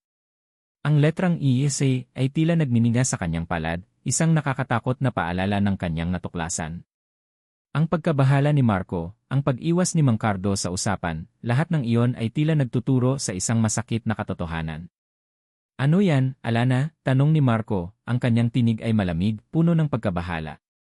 Ang kanyang mga mata ay nanatili sa susi at pagkatapos ay sa mukha ni Alana. Ang kanyang kulay ay namutla. Sabihin mo sa akin, Marco, ulit ni Alana, ang kanyang boses ay nanginginig. Ano ang alam mo sa susi na ito? At sa aksidente ko? Tumahimik si Marco. Ang kanyang mga mata ay nagpalipat-lipat, tila naghahanap ng paraan para takasan ang sitwasyon. Ang kanyang mga labi ay bahagyang bumukas, ngunit walang lumabas na salita. Ang kanyang katahimikan ay sapat na. Naramdaman ni Alana ang malamig na kaba na gumapang sa kanyang likod. Tumakbo siya palabas ng silid, hindi pinansin ang pagtawag ni Marco. Ang kanyang isip ay may isang direksyon lamang, ang library. Ang silid kung saan niya nakita si Marco na nagbabasa, ang silid kung saan niya naramdaman ang isang kakaibang koneksyon sa kanya. Doon niya matatagpuan ang kasagutan. Alam niya na mayroong isang nakatagong drawer sa likod ng malaking bookshelf. Isang lugar na minsan niyang napansin habang naglalakad-lakad. Ang pakiramdam na mayroon doong lihim ay matagal nang bumabagabag sa kanya. Nang makarating siya sa library, mabilis siyang lumapit sa bookshelf. Hinawakan niya ang isang partikular na libro, at sa isang maliit na paggalaw, bumukas ang isang nakatagong drawer. Nanginginig ang kanyang mga kamay habang sinubukang isalpak ang susi. Ito ay swak. Tumunog ang click ng kandado. Binuksan niya ang drawer. Sa loob, mayroong isang lumang, leather-bound diary at isang manipis na folder na may markang si Police Report. Kinukuha niya ang diary, ang kanyang puso ay lumulundad. Binuksan niya ang diary. Ang sulat kamay ay pamilyar. Ito ang sulat kamay ni Marco. Ang mga petsa. Ang mga entry. Lahat ng iyon ay tungkol sa aksidente. November 15, Lararasera. It happened. Hindi ko alam kung paano pero bumangga ako. May isang babae. Hindi ko siya nakikita. Gusto ko siyang tulungan. Pero pagdating ko, ang gulo na ng lahat. Ang aking mundo ay gumuho. Nagpatuloy si Alana sa pagbabasa, ang bawat salita ay tila tumutusok sa kanyang kaluluwa. Ang mga entry ay naglalarawan ng kanyang matinding pagkakasala, ang bangungot na bumubulabog sa kanyang pagtulog, ang kanyang pagnanais na makabawi. Binanggit niya ang kulay asul na kotse. Binanggit niya ang mga detalye ng aksidente, ang kanyang kawalang malay na tila naging sanhi ng lahat. Ang kanyang kamay ay nanginginig habang binuksan niya ang folder na may markang C Police Report. Doon, ang lahat ng detalye ay nakalista ng malinaw. Ang petsa, ang oras, ang lokasyon, at ang pangalan ng driver ng kabilang sasakyan, Marco Ramirez. Ang numero ng plaka ay nakalista, at sa isip ni Alana, biglang nag-flash ang larawan ng lumang sasakyan na minsan niyang nakita sa garahe, isang lumang asul na kotse, nakatago sa ilalim ng puting tela. Ang kanyang mundo ay unti-unting gumuho. Ang mga pader na kanyang itinayo para protektahan ang kanyang puso ay tila nabagsak ng sabay-sabay. Ang lalaking ito. Ang lalaking kanyang pinakasalan. Ang lalaking unti-unti niyang pinagtitiwalaan. Siya. Siya ang dahilan ng lahat ng kanyang pagdurusa. Siya ang dahilan ng kanyang peklat. Siya ang dahilan kung bakit nasira ang kanyang buhay. Naramdaman ni Alana ang galit na bumubuo sa kanyang dibdib, isang galit na mas matindi pa kaysa sa kanyang pinakamalalim na pighati. Ginawa siyang tanga. Ginawa siyang biktima ng 2 beses. Hindi lamang sa aksidente, kundi maging sa pagpapakasal.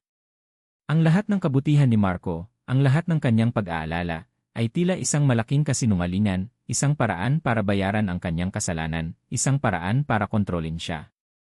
Biglang bumukas ang pinto ng library. Si Marco. Ang kanyang mga mata ay nanatili kay Alana, at pagkatapos ay sa diary at police report na nasa kanyang mga kamay. Namutla ang kanyang mukha, at ang kanyang mga mata ay puno ng pagkabigla at takot. Alana ni. Bulong ni Marco, ang kanyang boses ay tila isang hangin. Ngunit hindi na siya pinansin ni Alana. Tumayo siya, ang kanyang buong katawan ay nanginginig. Ang diary at police report ay nahulog mula sa kanyang kamay, lumikha ng isang malakas na tunog sa sahig. Ikaw, sigaw ni Alana, ang kanyang boses ay nanginginig sa galit at sakit. Ikaw ba ni Enrique kasalanan? Ikaw ba sumira at buhay? Lumapit si Marco, dahan-dahan, ang kanyang mga kamay ay nakaabot. Alana, hayaan mo akong ipaliwanag. Ipaliwanag? Anong ipapaliwanag, Umagos ang mga luha sa kanyang pisngi, halo-halo ang galit at sakit. Nagtago ka ng napakalaking lihim. Pinakasalan mo ako para bayaran ang kasalanan mo. Para patahimikin ang konsensya mo. Ginawa mo akong tanga. Ginawa mo akong bilanggo sa sarili kong buhay. Lumuhod si Marco sa kanyang harapan, ang kanyang mga mata ay punong-puno ng pagdurusa. Alana, patawarin mo ako. Ako ang nagmamaneho ng sasakyan. Walang araw na hindi ko pinagsisisihan ang gabing iyon. Gusto kong makabawi. Gusto kong ayusin ang lahat. Alam kong napakabigat ng kasalanan ko sa'yo. Ang kanyang boses ay nanginginig, halos hindi na marinig. Lagi akong sinisisi ng kasalanang ito, Alana. Hindi ako natulog ng payapa sa maraming taon. Nag-aalala ako sa'yo, Alana. Minahal kita. Ngunit ang mga salita ni Marco ay tila hindi na umaabot sa kanya. Ang pagmamahal. Ang pag-aalala. Ang lahat ay tila kasinungalingan. Isang pagkukunwari. Mahal? Pagmamahal, sigaw ni Alana. Kung mahal mo ako, bakit mo ako sinaktan? Bakit mo ako pinilit na magpakasal sa'yo para lamang sa sarili mong kapakanan? Para sa sarili mong konsensya? Hindi, Alana. Hindi iyon ang totoo, sabi ni Marco habang umaabot sa kanya. Ngunit umiling si Alana. Huwag mo akong hawakan. Hindi kita mapapatawad. Kailanman. Naramdaman ni Alana ang init ng kanyang mga mata, ang hapdi ng kanyang peklat, at ang matinding sakit sa kanyang puso. Ito ay mas masakit pa kaysa sa pisikal na sugat. Ito ay isang sugat sa kanyang kaluluwa, isang sugat na tila hinding-hindi na maghihilom. Ang lahat ng kanyang pag-asa, lahat ng kanyang pagtitiwala, ay nawasak sa isang iglap. Ang lalaking ito na unti-unti niyang binubuksan ang puso ay ang mismong halimaw na sumira sa kanyang buhay. Tumakbo si Alana, hindi na pinansin si Marco, na nakaluhod pa rin, umiiyak. Lumabas siya ng library, tumakbo sa malalawak na pasilyo ng mansyon.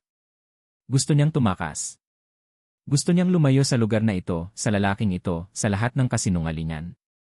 Ang kanyang mga paa ay mabilis na naglakad sa mainit na sementadong daanan ng mansyon. Ang hangin sa labas ay tila malamig, ngunit ang kanyang puso ay nagnininga sa galit. Ang kanyang mga luha ay umaagos, ngunit hindi ito luha ng kalungkutan, kundi luha ng matinding pagkabigo at galit. Tumakbo siya palabas ng gate ng mansyon, hindi alam kung saan pupunta, kung ano ang gagawin. Gusto lang niyang mawala. Naramdaman niya ang sakit ng kanyang peklat, na tila mas lumalala pa kaysa dati. Ito ay isang sumpa. Isang sumpa na patuloy na bumabalik, isang sumpa na patuloy na humahabol sa kanya. Hindi siya malaya. Hindi siya kailanman magiging malaya. Nakatitig si Marco Ramirez sa bukas na pinto ng library. Ang peklat na susi at ang diary ay nakakalat sa sahig, mga tahimik na saksi ng pagsabog ng katotohanan. Ngunit mas masakit pa kaysa sa mga nakita niya ang imahe ni Alana, ang kanyang mukha na basang-basa ng luha, ang kanyang mga mata na punong-puno ng galit at sakit. Ang kanyang huling sigaw, hindi kita mapapatawad. Kailanman. Ay patuloy na umaalinganggaw sa isip ni Marco, paulit-ulit na sinisira ang kanyang pagkatao.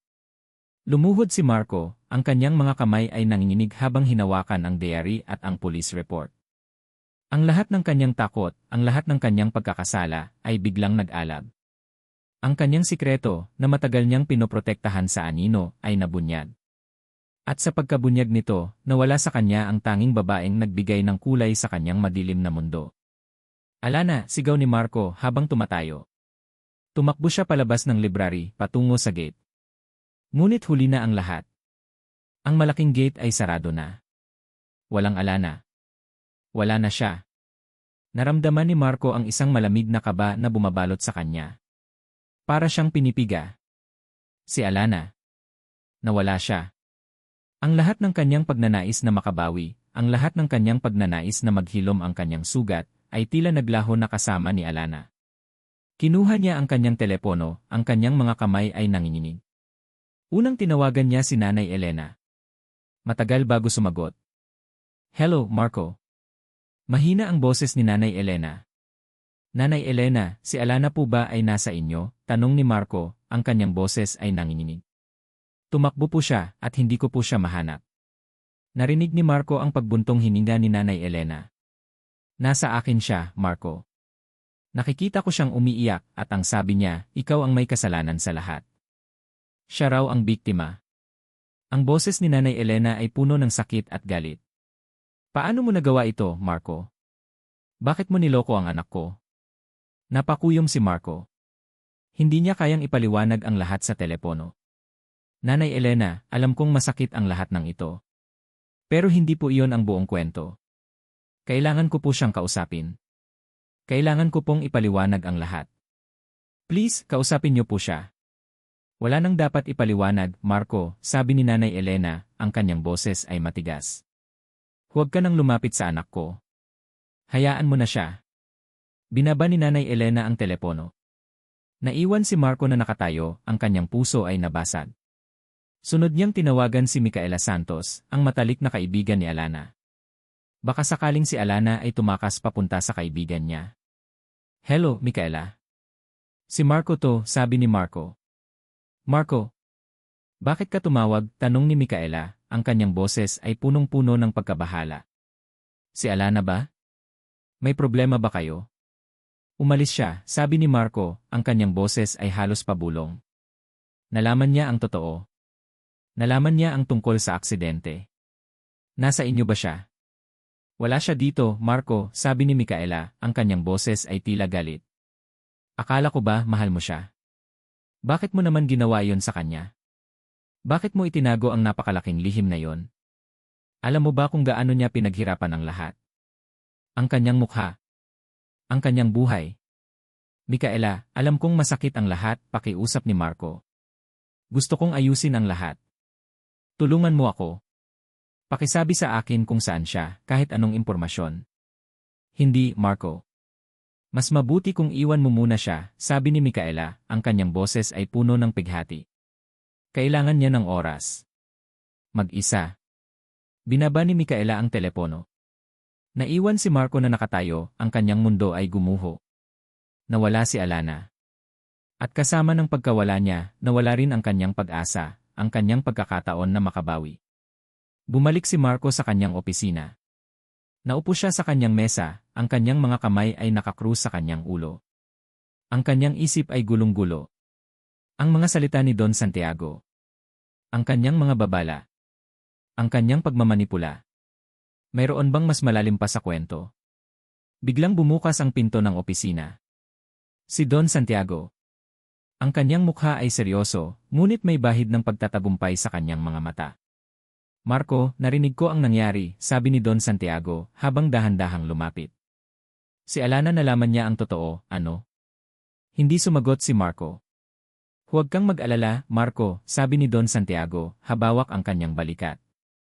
Darating ang oras na mauunawaan niya ang lahat. Na ginawa mo lang ang tama. Na nagbabayad ka sa iyong kasalanan. At ako, ginagawa ko lang ang nararapat para sa pamilya Ramirez. Ngunit sa mga salita ni Don Santiago, naramdaman ni Marco ang isang malamig na panginginig. Ang kanyang pagiging kalmado, ang kanyang pagiging kontrolado, ay tila hindi na normal. Ano po ang ibig niyong sabihin, Tio? Tanong ni Marco, ang kanyang boses ay mababa. Bakit niyo sinasabi na ako lang ang may kasalanan? Hindi ba't sinabi niyo noon na mayroon tayong driver sa gabing iyon? Na may nakasaksi?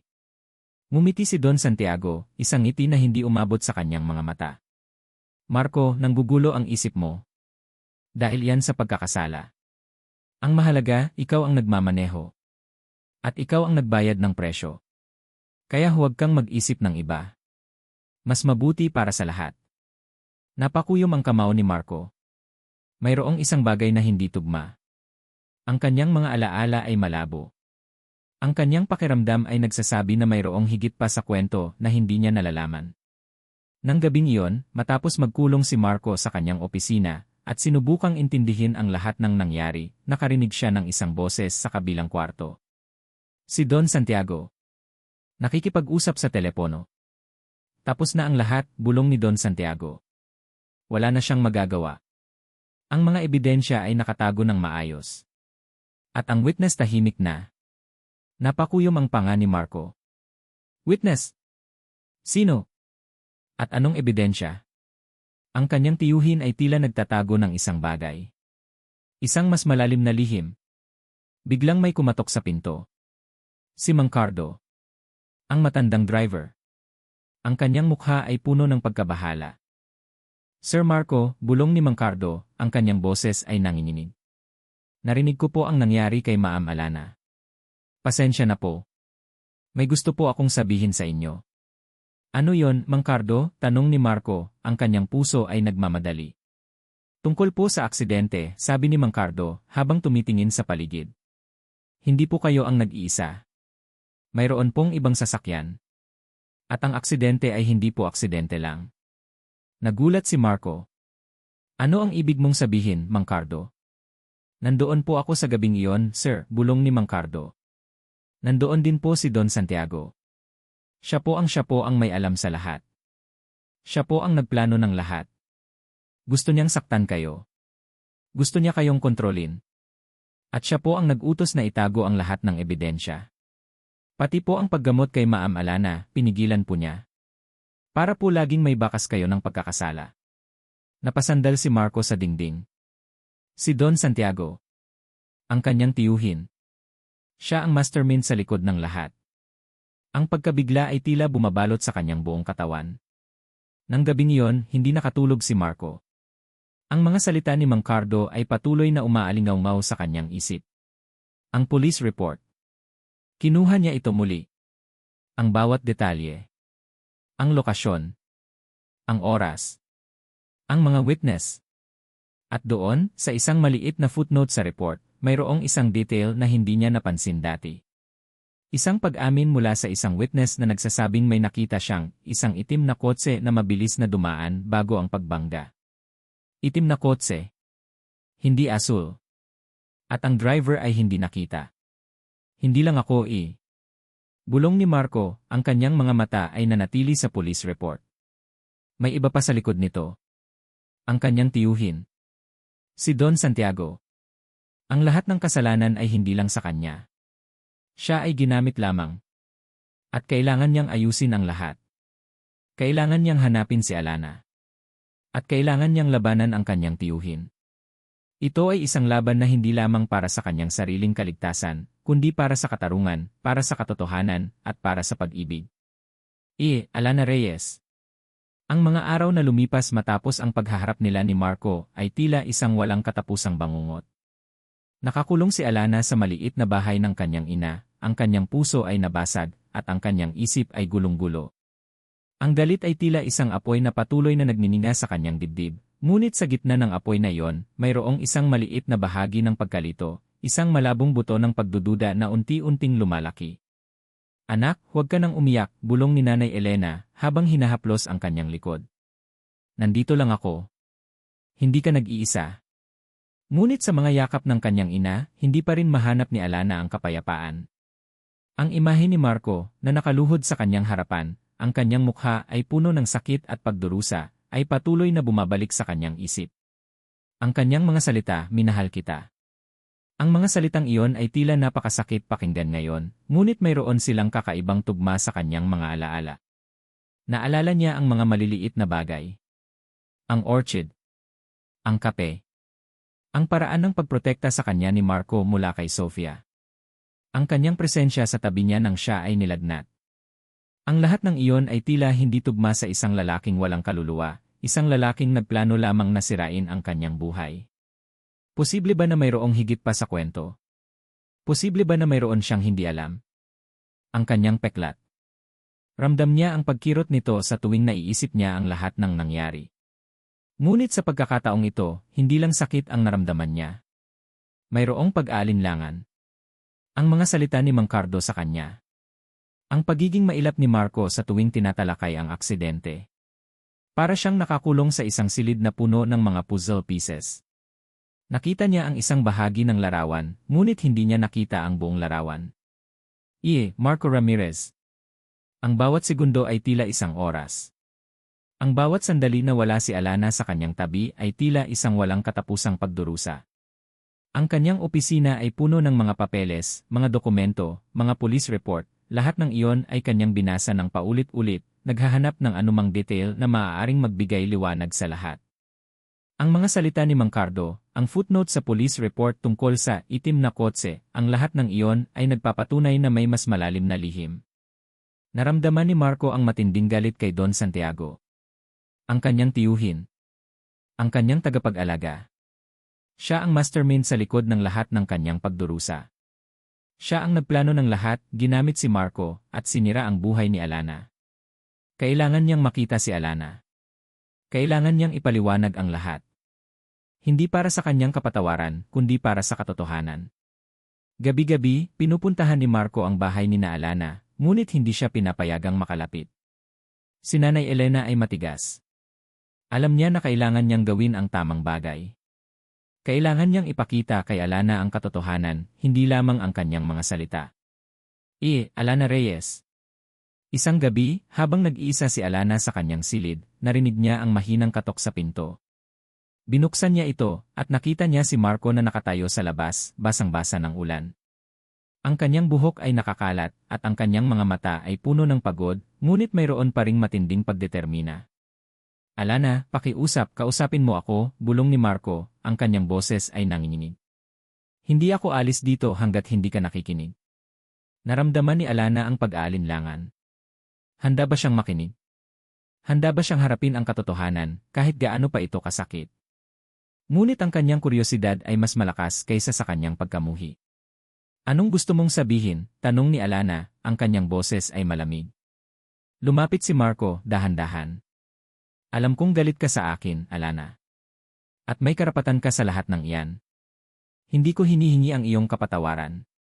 Hinihingi ko lamang na pakinggan mo ako. Mayroong mas malalim na katotohanan sa likod ng lahat ng ito. At kailangan kong ibunyag iyon. Hinawakan ni Marco ang isang manipis na folder. Alana, ito ang police report ng aksidente. Alam kong binasa mo ito. Ngunit may isang detail doon na hindi ko rin napansin noon at ni Mang Cardo lang ang nagbigay liwanag. Binuksan ni Marco ang folder at itinuro ang isang footnote. Nabanggit dito na mayroong witness na nakakita ng isang itim na kotse na mabilis na dumaan bago ang pagbangga. Hindi asul, Alana. Itim. Nagulat si Alana. Itim. Hindi asul. Bumalik sa kanyang isip ang alaala ng itim na kotse ni Don Santiago na laging nakaparada sa labas ng mansyon. Ito lang ang alam ko noon, Alana. Hindi ako makatulog. Pinagsisisihan ko ang lahat ng iyon, patuloy ni Marco, ang kanyang mga mata ay nanatili sa kanya, puno ng sakit. Ngunit nang malaman ko ang detail na ito, at nang magsimulang magsalita si Mang Cardo, unti-unti kong nalaman ang totoo. At ang totoo, Alana, hindi lang ako ang may kasalanan. Ginamit lang ako. Naramdaman ni Alana ang pagtibok ng kanyang puso. Posible ba? Posible ba na mayroon siyang hindi nalalaman? Sino? Tanong ni Alana, ang kanyang boses ay halos pabulong. Si Don Santiago, sabi ni Marco, ang kanyang boses ay puno ng galit at paghati. Siya ang nagplano ng lahat. Ang utang ng iyong ina. Ang aksidente. Ang pagtatago ng ebidensya. Ang lahat ng iyon ay bahagi ng kanyang plano para kontrolin ako at ang buong Ramirez Group. Hindi makapaniwala si Alana. Ang kanyang tiyuhin. Ang lalaking laging lumalabas na mabait, mapag-aruga. Siya ang mastermind. Kailangan nating hanapin ang katotohanan, Alana, pakiusap ni Marco. Para sa'yo. Para sa katarungan. Hindi ko hihingi ang iyong kapatawaran ngayon. Hihingi lang ako ng iyong tiwala sa pagkakataong ito para lang malaman natin ang buong kwento. Ang desisyon ay mahirap. Ang puso ni Alana ay nag-aalinlangan. Ngunit ang kanyang kuryosidad, ang kanyang pagnanais para sa katarungan ay mas malakas pa. Ano ang gusto mong gawin? Tanong ni Alana. Ito ay hindi pagpapatawad. Ito ay isang kasunduan. Isang kasunduan para sa katotohanan. Kinabukasan, dahan-dahang sinimulan ni Alana at Marco ang kanilang lihim na investigasyon. Naghanap sila ng mga lumang dokumento sa opisina ng Ramirez Group sa mga oras na alam nilang wala si Don Santiago. Ang bawat papel, bawat file, ay kanilang sinuri ng detalyado. Nakita nila ang mga talaan ng pagbabayad ng utang ni Nanay Elena. Ang mga interes ay napakataas. Higit pa sa karaniwan. At ang mga petsa ng mga transaksyon ay tila tugma sa mga panahon ng pagtaas ng impluensya ni Don Santiago sa kumpanya. Tingnan mo ito, Alana, sabi ni Marco, habang ipinapakita ang isang lumang journal entry ng kanyang ama. Ang aking ama ay nagsusulat dito na mayroon siyang pagdududa kay Don Santiago. Na mayroon itong planong agawin ang kontrol sa kumpanya. Nanginginig ang mga kamay ni Alana habang binasa niya ang entry. Nagsimulang magkaroon ng kahulugan ang lahat. Sumunod, lihim nilang pinuntahan si Mang Cardo sa kanyang maliit na bahay. Mukha siyang takot, ngunit sa matinding pakiusap ni Marco at sa pangako na poprotektahan siya, nagsalita siya. Sir Marco, Ma'am Alana, pasensya na po, sabi ni Mang Cardo habang umiiyak. Natatakot po ako. Pero sasabihin ko na po ang lahat. Nandoon po ako sa gabing iyon. Hindi po ninyo kagagawan, Sir Marco. Mayroong itim na kotse. Umiling si Mang Cardo, ang kanyang mukha ay puno ng takot. Nasa likod po kami ni Sir Marco noon, pauwi galing sa party. Lasing po si Sir Marco. Biglang may itim na kotse na mabilis na dumaan, at sinadyang banggain ang kotse ni Ma'am Alana. Tapos mabilis na tumakas. Si Sir Marco po, noong nakita niya ang nangyari, sinubukan niyang umikot para tulungan si Ma'am Alana, pero dahil lasing siya, nawalan din po siya ng kontrol sa sasakyan. Doon na po nangyari ang ikalawang banggaan. Ang kotse niyo, Sir Marco, ang siya pong nakabangga sa kanya ng husto. Pero hindi po kayo ang unang bumangga. At hindi po kayo ang nagsimula ng gulo. Napaiyak si Mang Cardo. Nandoon po si Don Santiago. Sinabi niya po sa akin na itago ang lahat. Na si Sir Marco ang may kasalanan. At ang itim na kotse sa kanya po iyon. Sinabi niya po na kapag nagsalita ako, mawawala ang pamilya ko. Hindi makapaniwala si Alana. Ang lahat ng kanyang pagkamuhi kay Marco ay biglang naglaho, napalitan ng isang matinding galit kay Don Santiago. Ang lalaking ito, ang kanyang tiyuhin, ang siyang tunay na demonyo. Ginawa niya ang lahat para sirain ang buhay ni Alana at gawing miserable si Marco. At ang paggamot po kay Ma'am Alana, patuloy ni Mang Cardo, pinigilan din po ni Don Santiago. Sinabi niya kay Sir Marco na huwag nang magbigay ng mas mahal na paggamot. Na mas mabuti kung mananatili ang peklat. Para daw po, laging may paalala si Sir Marco sa kanyang kasalanan. Napakuyom si Marco, ang kanyang panga ay tumigas. Ang lahat ng kanyang pagkakasala ay tila naglaho, napalitan ng matinding galit. Ang kanyang tiyuhin ay nagplano ng lahat, ginawa siyang puppet, at ginamit ang pagdurusa ni Alana para sa kanyang sariling interes. Ang twist tatlo na Marco ay sinubukang tulungan si Alana, ngunit pinigilan, ay nagbigay ng bagong perspektibo sa nakaraan. Tumayo si Alana. Lumapit siya kay Mang Cardo at hinawakan ang kanyang kamay. Salamat, Mang Cardo. Salamat sa pagiging matapang mo. Pagkatapos, tumingin siya kay Marco. Ang kanyang mga mata ay puno ng sakit, ngunit mayroon na ring pag-unawa. Ang lahat ng pagdurusa ni Marco, ang kanyang pagiging tahimik, ang kanyang pagtatago, lahat ng iyon ay dahil sa matinding pagbabanta ni Don Santiago. Marco, bulong ni Alana, ang kanyang boses ay nanginginig. Patawarin mo ako. Hindi ko alam. Umiling si Marco. Hindi. Ako ang dapat humingi ng tawad, Alana. Ginawa kitang biktima. Ngunit ngayon, kailangan nating ayusin ang lahat. Kailangan nating ilabas ang totoo. Tumango si Alana. Ang kanyang puso ay puno ng matinding galit, ngunit mayroon na ring pagmamahal at pag-unawa kay Marco. Naramdaman niya ang pagkakaisa sa pagitan nila. Hindi na sila mag-isa. Sila ay magkasama sa laban na ito. Ano ang gagawin natin? Tanong ni Alana, ang kanyang boses ay puno ng determinasyon. Nag-usat si Alana at Marco ng matagal. Pinagsama nila ang lahat ng kanilang nalalaman. Ang diary ni Marco, ang police report, ang mga talaan ng utang ni Nanay Elena, at ang testimonya ni Mang Cardo. Ngunit kailangan nila ng mas matibay na ebidensya. Kailangan nila ng isang bagay na hindi matatago ni Don Santiago. Naalala ni Marco na mayroong isang private office si Don Santiago sa mansyon, isang lugar na laging nakakandado at pinoprotektahan ng husto. Alam niya na doon nakatago ang lahat ng lihim ng kanyang tiyuhin. Kinabukasan, habang nasa labas ng mansyon si Don Santiago para sa isang business meeting, sinamantala ni Alana at Marco ang pagkakataon. Dahan-dahang lumapit si Marco sa opisina ni Don Santiago. Alam niya ang lahat ng secret passages sa mansyon.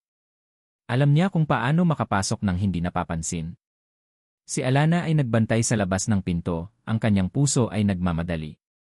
Naramdaman niya ang takot, ngunit mas malakas ang kanyang pagnanais para sa katarungan. Pumasok si Marco sa opisina. Ang lahat ay malinis at maayos, ngunit alam niya na mayroon doong nakatagong safe. Naaalala niya ang isang lugar na pinagtataguan ng kanyang tiyuhin ng mga importanteng dokumento. Sa likod ng isang malaking painting. Inalis ni Marco ang painting. Doon, mayroong isang digital safe. Nagsimula siyang i-decode ang password. Ito ay isang kombinasyon ng mga importanteng petsa sa buhay ni Don Santiago at sa pangalan ng kanyang ama. Pagkatapos ng ilang pagtatangka, bumukas ang safe. Ang loob ay puno ng mga dokumento, mga flash drive, at mga lumang envelope. Kinuha ni Marco ang isang folder na may markang De Leon Group Holdings, na tila may mga bank statements at mga transactions na may kinalaman sa mga asset ng pamilya Ramirez. Ngunit sa ilalim ng lahat ng iyon, nakita ni Marco ang isang maliit na recorder. At sa tabi nito, isang tape. Ito na, Alana, bulong ni Marco, habang lumalabas sa opisina, hawak ang recorder at ang folder. Nandito ang lahat ng ebidensya. Nanginginig ang mga kamay ni Alana habang tinanggap niya ang recorder. Ito ang simula ng kanilang laban.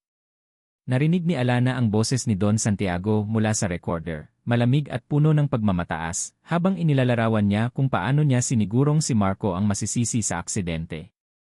Ang kanyang puso ay kumulo sa galit, isang apoy na mas matindi pa kaysa sa sakit ng kanyang peklat. Hindi lamang ito tungkol sa kanyang sariling paghihirap, kundi sa kasamaan ng isang taong ginamit ang lahat para sa kanyang sariling kapakanan. Sa tabi niya, si Marco ay nakatayo, ang kanyang panga ay tumigas, ang kanyang mga mata ay nanatili sa recorder, puno ng pagkabigla at matinding galit. Hindi ko akalain na ganito siya kasama, Alana, bulong ni Marco, ang kanyang boses ay nanginginig. Ginawa niya tayong parehong biktima. Hinawakan ni Alana ang kamay ni Marco. Ang galit sa kanyang puso ay hindi lamang para kay Don Santiago, kundi pati na rin sa sarili niya dahil sa pagiging bulag sa katotohanan. Ngunit sa sandaling ito, ang pagkakaisa nila ni Marco ay mas malakas kaysa sa anumang pighati. Kailangan nating ilabas ang lahat ng ito, Marco, sabi ni Alana, ang kanyang boses ay matatag. Para sa'yo. Para kay Mang Cardo. Para sa katarungan. Nag-isip sila ng matagal kung paano ilalabas ang katotohanan. Ang simpleng paghaharap ay hindi sapat. Kailangan nila ng isang public platform, isang lugar kung saan hindi makatago si Don Santiago. May press conference sityo sa Miyerkules, sabi ni Marco. Gusto niyang i-anunsyo ang kanyang pagiging chairman ng Ramirez Group. Gusto niyang ipakita sa lahat na siya ang may kapangyarihan. Iyon ang ating pagkakataon, sabi ni Alana. Sa harap ng lahat. Doon natin ilalabas ang lahat ng kanyang kasamaan. Alam nila na mapanganib ang kanilang gagawin. Si Don Santiago ay isang mapanganib na tao. Ngunit ang pagnanais para sa katarungan ay mas malakas kaysa sa kanilang takot. Poprotektahan kita, Alana, sabi ni Marco habang hinahawakan ang kanyang kamay. Ang kanyang mga mata ay puno ng determinasyon. Huwag kang mag-alala. Tumango si Alana. Sa pagkakataong ito, naniwala siya kay Marco. The Confrontation. Nang Miyerkules, ang Grand Ballroom ng isang marangyang hotel ay puno ng mga mamamahayag, mga negosyante, at mga prominenteng personalidad. Nakaupo si Alana sa isang sulok ng silid, kasama si Marco, ang kanyang puso ay nagmamadali. Nakasuot siya ng isang simpleng dress, ngunit ang kanyang presensya ay tila nagliliwanag. Hindi na siya ang Alana na nagtatago sa anino. Nakita niya si Don Santiago na umakyat sa entablado, ang kanyang mukha ay puno ng kumpiyansa, ang kanyang ngiti ay nakakapanindig balahibo. Sa kanyang tabi, nakaupo si Sofia, na may nakakainis na ngiti sa labi, na tila naghihintay ng pagtatagumpay. Magandang umaga sa inyong lahat, panimula ni Don Santiago, ang kanyang boses ay malakas at malinaw. Narito tayo ngayon upang saksihan ang isang bagong kabanata sa kasaysayan ng Ramirez Group. Isang kabanata ng paglago, ng pagbabago, at ng pagpapatuloy sa legacy ng aking yumaong kapatid. Nagpalakpakan ang mga tao. Naramdaman ni Alana ang lamig sa kanyang mga kamay. Ito na. At sa kabanatang ito, ako, si Don Santiago de Leon, ang mamumuno sa Ramirez Group bilang inyong bagong chairman, patuloy ni Don Santiago, ang kanyang tinig ay puno ng otoridad. At bilang aking katulong, nandito rin ang aking pamangkin, si Marco Ramirez, at ang kanyang asawa, na magiging bahagi ng bagong pamumuno ng kumpanya. Ito na ang hudyat. Tumayo si Alana. Hinawakan niya ang recorder sa kanyang kamay. Hindi. Hindi totoo ang sinasabi niya, sigaw ni Alana, ang kanyang boses ay malakas at malinaw, umaalingaw sa buong bulwagan. Natahimik ang lahat. Lahat ng mata ay nakatingin kay Alana. Nagulat si Don Santiago at nawala ang kanyang ngiti. Alana! Anong ginagawa mo? Sigaw ni Sofia habang tumatayo. Ngunit hindi pinansin ni Alana si Sofia. Lumakad siya patungo sa entablado, ang kanyang mga hakbang ay matatag. Sa bawat hakbang, naramdaman niya ang lakas na bumubuo sa kanyang puso. Nasa tabi niya si Marco, ang kanyang kamay ay nakahawak sa kanyang likod, isang senyales ng suporta. Hindi po ako makapapayag na maging bahagi ng kasinungalingan na ito, sigaw ni Alana, habang nakatayo sa harap ng podyum, sa tabi ni Don Santiago. Ang kanyang mga mata ay nanatili sa kanyang mga mata, puno ng galit at tapang. Alana, umupo ka, sabi ni Don Santiago, ang kanyang boses ay kalmado, ngunit may pagbabanta. Hindi mo naiintindihan ang sinasabi mo. Oh, naiintindihan ko, Don Santiago, sabi ni Alana, ang kanyang boses ay nanginginig sa galit.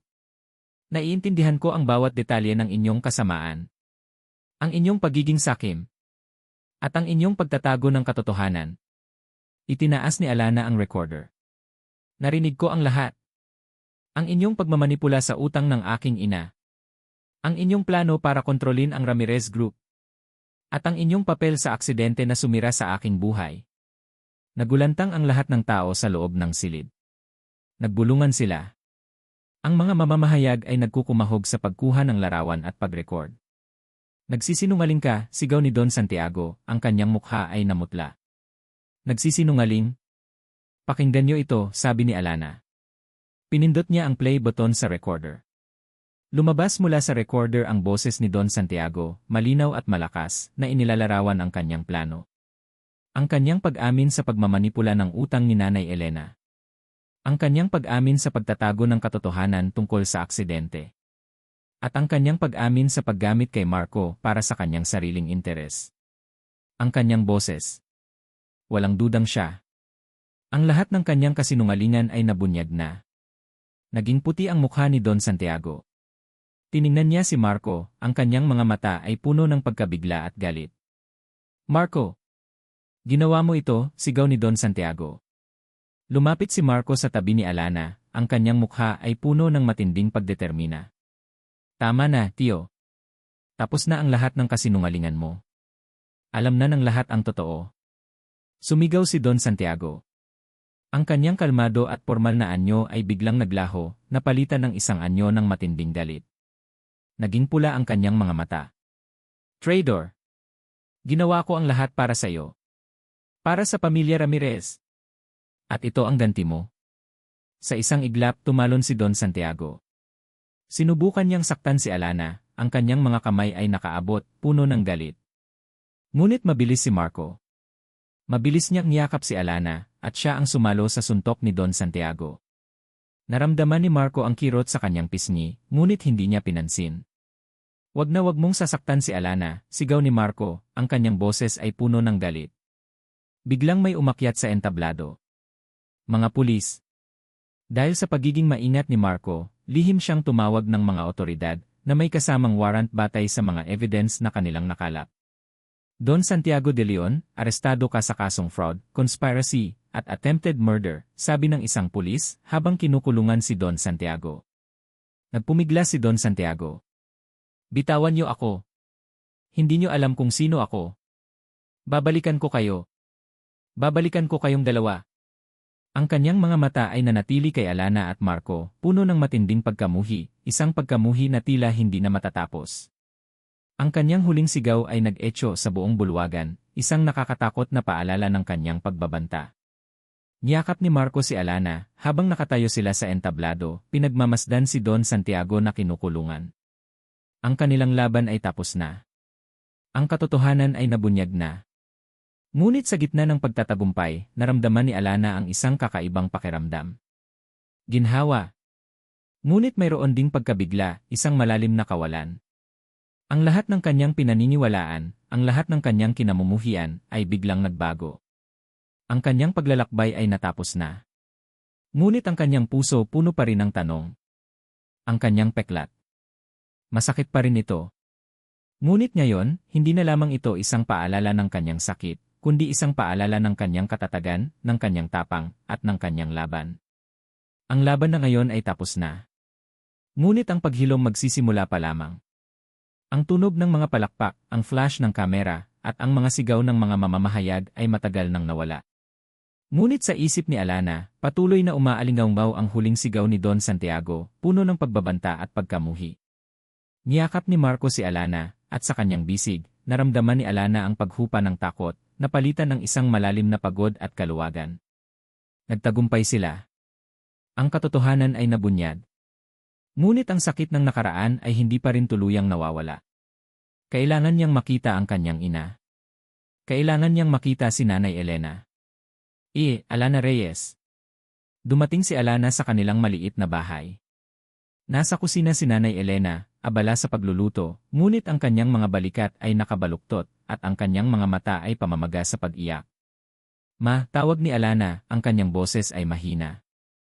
Nagulat si Nanay Elena. Lumapit siya kay Alana at niyakap ito ng mahigpit, puno ng pag-aalala at sakit. Anak ko, mabuti at ligtas ka. Napanood ko ang balita. Narinig ko ang lahat. Ang lahat ng kasinungalingan ni Don Santiago. Narinig ko ang lahat. Napaiyak si Nanay Elena. Pasensya na, anak. Pasensya na sa lahat. Natakot ako. Hindi ko alam ang gagawin. Ang utang pilit niya akong sinisiraan. Sinabi niya na kapag hindi ako pumayag, mawawala ang lahat. Pati ang bahay na ito. Ang iyong kinabukasan. Naramdaman ni Alana ang init ng luha ng kanyang ina. Hinawakan niya ang kamay ni Nanay Elena. Naiintindihan ko, manatakot ka lang. At ginawa mo ang lahat para sa akin. Wala kang kasalanan, Mae. Yumakap muli si Nanay Elena kay Alana, at sa pagkakataong ito, naramdaman ni Alana ang paghupa ng sakit sa kanyang puso. Ito ang unang hakbang sa kanilang paghilom. Ang pagpapatawad sa kanyang ina, at ang pag-unawa sa kanyang takot, ay nagbigay ng kapayapaan sa kanyang sariling kaluluwa. Salamat, anak, bulong ni Nanay Elena. Kinabukasan, habang nasa hardin si Alana, nagbabasa ng libro, lumapit si Marco. Umupo siya sa tabi niya, ang kanyang mukha ay seryoso. Alana, may gusto akong sabihin sa'yo, panimula ni Marco. Tungkol sa aksidente. Alam kong sinabi ko na ang lahat, pero may isang detail pa na kailangan mong malaman. Ang puso ni Alana ay nagmamadali. Ano pa kaya? Matapos ang aksidente, nang dalhin ka sa ospital, ang una kong inisip ay ang iyong kaligtasan. At ang iyong mukha. Alam kong napakasama ng tama sa'yo. Kaya kaagad akong naghanap ng pinakamagaling na doktor, isang plastic surgeon, para ayusin ang iyong mukha, sabi ni Marco, ang kanyang mga mata ay nanatili sa kanya, puno ng sakit at peghati. Gusto kong bumalik ang dati mong mukha, Alana. Hindi dahil sa tingin ng iba, kundi para sa'yo. Para mawala ang sakit na dulot ng peklat na yan. Napakuyom si Alana. Hindi niya alam ito. Ito ay isang bagay na hinding-hindi niya naisip. Ngunit nang magplano na ako, biglang dumating si Don Santiago, patuloy ni Marco, ang kanyang boses ay nanginginig. Sinabi niya sa akin na huwag kong ituloy. Na hindi na importante ang mukha mo. Na mas mabuti kung mananatili ang peklat. Kasi daw, Alana, iyon ang magiging proof ng aking kasalanan. Iyon ang magiging leverage niya sa akin. Na sa tuwing makikita ko ang peklat mo, maalala ko ang lahat. Ang aking pagkakasala. Ang kanyang kontrol. Naramdaman ni Alana ang pagtibok ng kanyang puso. Ito ang twist 3. Ang lalaking ito. Ang lalaking akala niya ay walang puso, ang lalaking kanyang kinamumuhian, ay sinubukan pala siyang tulungan. Ngunit pinigilan ng sarili niyang tiyuhin. Ang sakit na naramdaman niya sa dibdib ni Marco ay tila mas masakit pa kaysa sa kanyang sariling peklat. Kaya, hindi ko nagawa, Alana. Hindi ako makalaban sa kanya noon. Dahil sa pagbabanta niya. Dahil sa takot ko sa kanya. At dahil alam kong kahit anong gawin ko, hindi ko maibabalik ang iyong mukha, sabi ni Marco, ang kanyang mga mata ay puno ng luha. Patawarin mo ako, Alana. Kung mas maaga ko lang nalaman ang lahat, kung mas maaga ko lang nilabanan si Don Santiago, sana ay hindi mo naranasan ang lahat ng ito. Umiling si Alana. Ang lahat ng kanyang galit, lahat ng kanyang pagkamuhi, ay tila naglaho na, napalitan ng pag-unawa at pagmamahal. Si Marco. Hindi siya ang demonyo na kanyang inakala. Siya ay biktima rin. Marco, bulong ni Alana, ang kanyang boses ay puno ng peghati. Hindi mo kasalanan. Wala kang dapat ipagpaumanhin. Ginawa mo ang lahat ng makakaya mo. Ginawa mo ang lahat para protektahan ako. At ngayon, ipinaglaban mo ako. Salamat, Marco. Salamat sa lahat. Hinawakan ni Alana ang kamay ni Marco, at sa pagkakataong ito, mahigpit niyang pinigilan. Hindi na sila mag-isa. Sila ay magkasama. Nang gabing iyon, matapos ang kanilang pag-uusap, pumasok si Alana sa kanyang banyo. Tumayo siya sa harap ng salamin. Tiningnan niya ang kanyang mukha. Ang kanyang peklat ay naroon pa rin, isang malinaw na marka. Ngunit ngayon, hindi na siya nakaramdam ng pagkasuklam. Hindi na siya nakaramdam ng sakit. Ang peklat. Ito ay isang paalala. Isang paalala ng kanyang laban. Isang paalala ng kanyang pagdurusa. Ngunit ngayon, ito rin ay isang paalala ng kanyang katatagan. Ng kanyang pagpapatawad. At ng kanyang pagmamahal. Ito ay isang marka ng kanyang pagkatao, hindi isang kapansanan. Siya ay Alana. At ang peklat na iyon ay bahagi ng kanyang kwento, isang kwento ng kaligtasan, ng pagbabago, at ng pag-ibig. Nagpasya si Alana na simulan ang kanyang bagong buhay. Ang kanyang mga sugat ay hindi pa tuluyang naghihilom, ngunit alam niya na mayroon na siyang kasama sa kanyang paglalakbay. Sa mga sumunod na buwan, si Marco ay abala sa pag-aayos ng Ramirez Group. Inalis niya ang lahat ng bakas ng pagmamanipula ni Don Santiago. Pinrotektahan niya ang mga taong nasaktan at binigyan ng katarungan ang mga biktima. Isang araw, habang nakaupo si Alana at Marco sa conservatory, ang sikat ng araw ay dumadaan sa mga halaman, nagsimula silang mag-usap tungkol sa kanilang kinabukasan. Gusto kong gumawa ng isang bagay na makabuluhan, Marco, sabi ni Alana, ang kanyang mga mata ay nanatili sa kanya, puno ng pag-asa. Hindi lang para sa atin, kundi para sa iba pang biktima. Mga biktima ng aksidente o biktima ng pagmamanipula. Ano ang gusto mong gawin? Tanong ni Marco, ang kanyang kamay ay nakahawak sa kamay ni Alana. Gusto kong magsimula ng isang foundation. Isang support center para sa mga taong nasaktan, mga taong may peklat, mga taong pakiramdam nila ay wala silang silbi, sabi ni Alana, ang kanyang boses ay puno ng pagdetermina. Para matulungan sila na tanggapin ang kanilang sarili at matuto silang magpatawad. Ngumiti si Marco. Magandang ideya, Alana. Tutulungan kita. Magkasama tayo. Pinlano nila ang lahat. Ang foundation ay magbibigay ng medical assistance, counseling, at support sa mga biktima. Ito ay magiging isang lugar kung saan ang mga taong may peklat, pisikal man o emosyonal, ay maaaring maghilom at matuto na tanggapin ang kanilang sarili. Ang kanilang pag-ibig ay lumago, hindi sa isang panaginip na romansa, kundi sa isang matinding pagsubok. Ito ay pag-ibig na binuo sa pagpapatawad, pag-unawa, at katotohanan. Ang bawat peklat ay may kwento. At ang kanilang kwento ay isang patunay na ang pag-ibig ay maaaring maghilom ng lahat ng sugat, kahit gaano pa kalalim. Ending cliffhanger. Isang hapon, nakaupo si Alana sa isang bench sa hardin, habang pinapanood si Marco na naglilinis ng kanyang sasakyan. Isang asul na kotse. Ngunit ngayon, hindi na ito nagdudulot ng takot sa kanya. Ito ay isang paalala ng kanyang paglalakbay. Lumapit si Marco at umupo sa tabi niya. Hinawakan niya ang kamay ni Alana. Kumusta ka? Tanong ni Marco. Ngumiti si Alana at inilagay ang kanyang ulo sa balikat ni Marco. Okay ako, Marco. Okay na ako.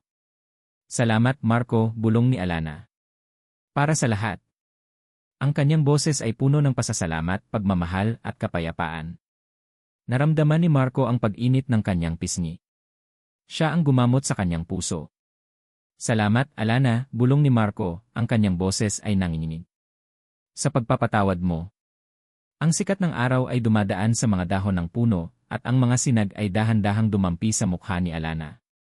Ang kanyang peklat ay nagliliwanag, hindi na isang marka ng kapansanan, kundi isang tanda ng kanyang kagandahan, ng kanyang katatagan.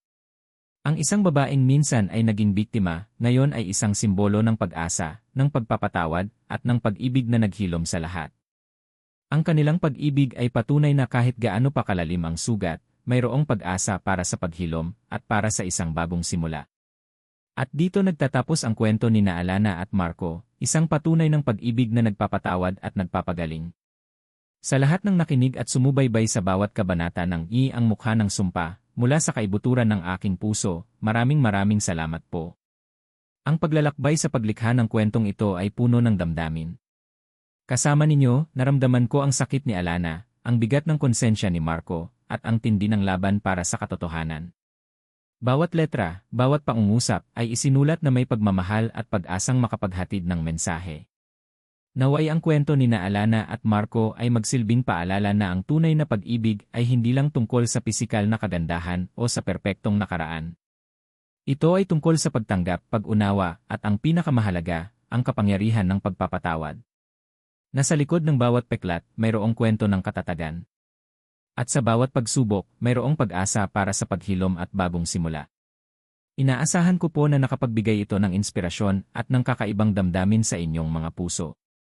Maraming salamat po sa inyong oras at suporta. Kung may nais po kayong ibahagi tungkol sa inyong mga saloobin o aral na natutunan mula sa kwentong ito, malugod ko po iyong babasahin sa comment section. Hanggang sa muli nating pagkikita sa panibagong kwentong puso. Kwentong pusong sugatan.